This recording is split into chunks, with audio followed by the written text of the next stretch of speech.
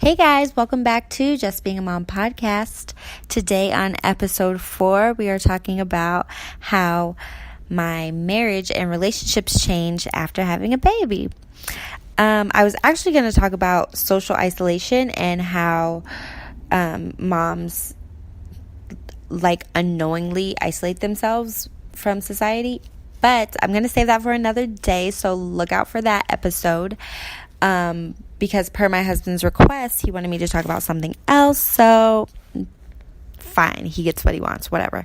But this isn't his topic. I'm just going to address some of the things that he wanted me to talk about within this topic, and hopefully that'll just make him happy, whatever. But anyways, so I was just going to talk about how it affected my marriage, but I realized having a baby affected all of my relationships in one way or another, and I thought it would be great to talk about that as well. So everybody who knows me knows that I love Akeen. I love him so much. He's the best. No, he's not. But I love him, and I love being married to him, and I love being his wife. Even though he gets on my last nerve, because at the end of the day, sometimes you only got half a nerve left, and then he just wants to stand right on the half a nerve and just get right on it, and I'd be ready to get rid of him, but no, I love him and I love being married to him, and everybody who knows me knows my marriage is my number one priority. So during my pregnancy, I would always ask couples how did the baby affect your marriage? Are you guys happy? Do you guys talk? Are you guys friends? What's happening? What can I expect so I can know what to do? I'm just I couldn't even enjoy my pregnancy because I'm just so worried. I mean, it didn't consume me, but it was one of my fears that it would affect my marriage. It would affect my marriage in a negative way, and I didn't want that. I wanted us to be, happy and healthy, like we've always been. So, and I wanted the baby to just, bring us closer together, and it did not. The baby did not bring us closer together. It just made us angry at each other, and we fought more, and our marriage literally exploded right in front of my eyes. And I was just I don't know this person.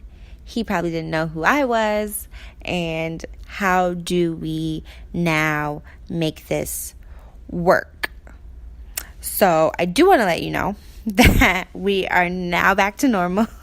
We're happy, we're healthy, we're thriving, baby's thriving, and we're doing good. And I just want to give some information on how we accomplished this first year of parenting.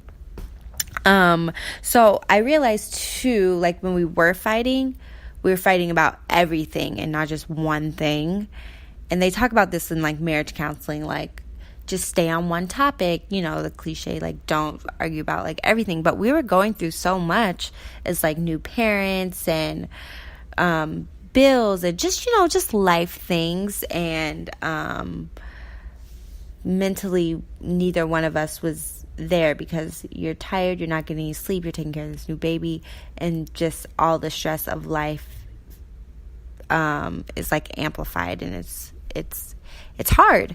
So just taking on one thing at a time, and it actually made our lives easier because we literally only had energy to argue about one thing. We'd be okay, let's just figure this out really fast and get out my face. Let's just move on, and we can just figure everything else in a later date. So it actually worked out great, and it helped when we get into arguments now, helps us to stay on topic. So another thing we did, we just basically had to readjust our lives, and just, I mean, it's easier said than done, but we had to be patient and just readjust our expectations of what we thought this was going to be. I'm the type of person I was like, oh, we're going to have dinner every night together with our baby. And we're going to just do like these fun family activities all the time. And it's just going to be so great. We're going to be so happy. And no, that's not how it works. Because Akeem doesn't get off till 8 p.m. and the baby's sleep. And I'm just like, well, when do we get family time? So we had to readjust like our family time to like in the morning. So every morning we'll wake up, we'll have a little dance party in the living room. I'll make breakfast. We have breakfast. And, you know, that's our family time. And like on his days off, like we will do fun things together. And so just making little adjustments to what works best and where you guys can meet in the middle, and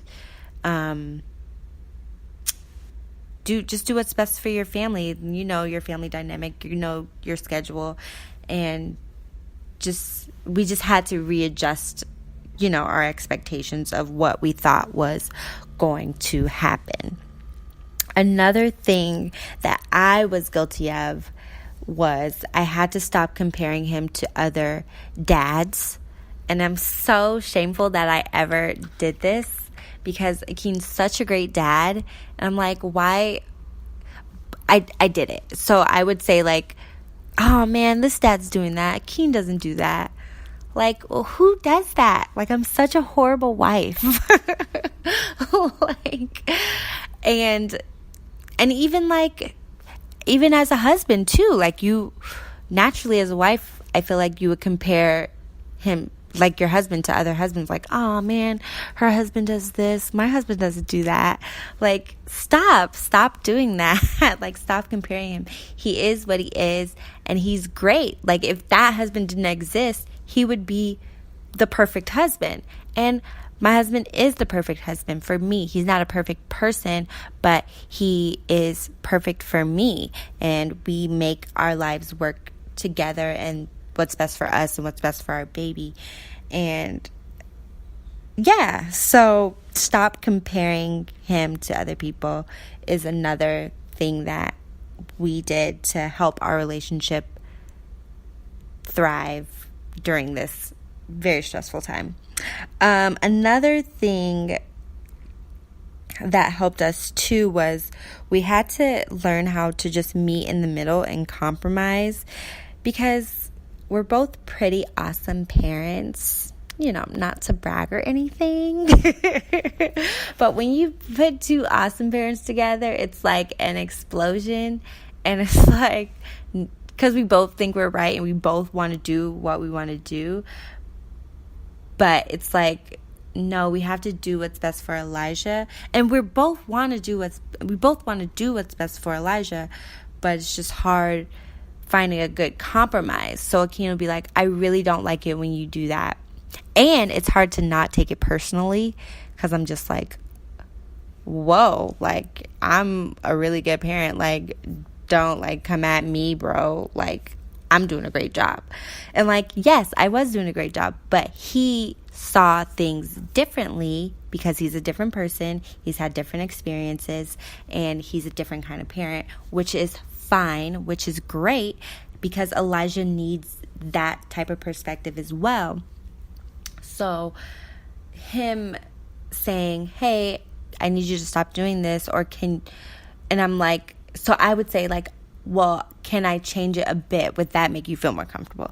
And maybe he'd be like, no, it still doesn't make me feel comfortable. And then so maybe I would change it just a little bit more. I'm like, okay, come on, I'm trying to work with you. And then he'd have to give in. And I think that's how we came to a good medium place, to where it's like, okay, give a little, take a little. And now we've met in the middle, and now we are both on the same page about what's happening with our child. And I think that's only a bonus, because the child needs both parents. They need your perspective, and they need the other parent's perspective to be the great person that they're gonna be, the great person that you're trying to help them to become. He needs both of you. And I love this about people, because I love arguing with people, because not because I want to be right, but because I want to learn. Like, I'm open to your perspective. I'm open to understanding where you're coming from. Not necessarily that I'm going to change my mind, but I love it because different people have different experiences. Different people go through different things, and there's something that made this person think this way or feel this way. And I just think it's great, and I want to create that type of environment around Elijah, to where he's like, wow, like I need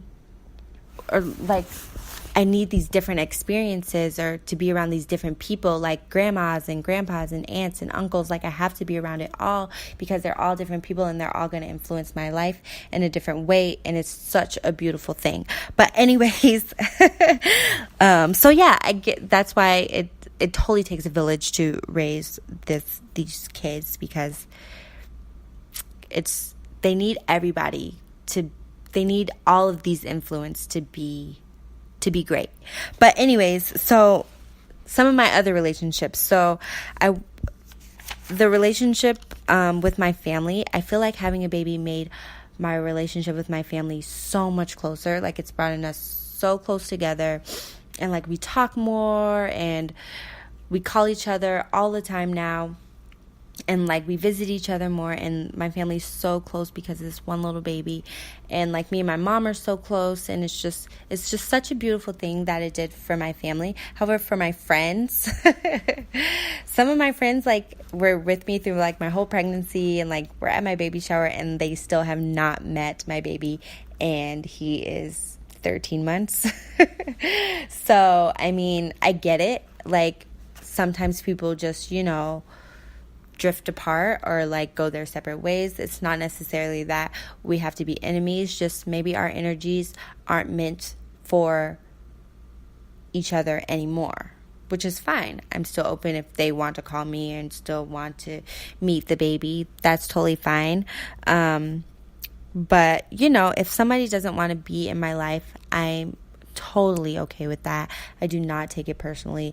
I'm happy for you regardless of what you want to do with your life, and vice versa. Like, if I'm not feeling somebody's energy, and I have to be protective of I have somebody else to think about now, right? I have like this child.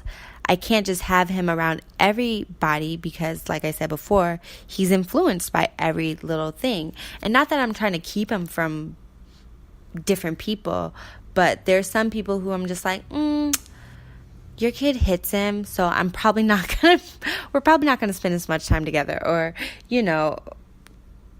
I don't like the way you behave around kids, or just your energy is just really negative. You talk really poorly. And that was fine when it was just me. Like, I don't care. But now it's like going to rub off on my kid. And it's just going to bring just a negative vibe that I'm really protective of. And I'm very protective of who I hang around now, because like I'm at a point, like, if you're not like, and I feel like I tell this to a lot of people, if somebody's not elevating your life, helping you to be better, encouraging you, lifting you up, then I feel like it's important that, you distance yourself from that person. That person's not really doing much for your life. Like, either they're being positive and that's good, or you're around somebody that's being negative and just bringing negativity out of you, and you need to make space between you and that person. And it's not necessarily like, you have to like burn a bridge, but just say, hey, I'm taking time from this relationship, or I'm taking time from this friendship. So yeah, but I did gain some awesome mom friends and this awesome mom group that I hang out with all the time, and our babies are all the same age, and it's awesome. And Elijah has like little baby friends, and it's super cute. So for the friends that I did lose, I gained a ton of mom friends that I can go to when I need to talk and vent and things like that. So I'm so grateful for that. And if you're pregnant, I would just say keep your energy pure and do what you have to do for yourself. But that's my time. Follow me at I'm Just Being a Mom, Instagram, YouTube, and Facebook. Love you guys. Bye.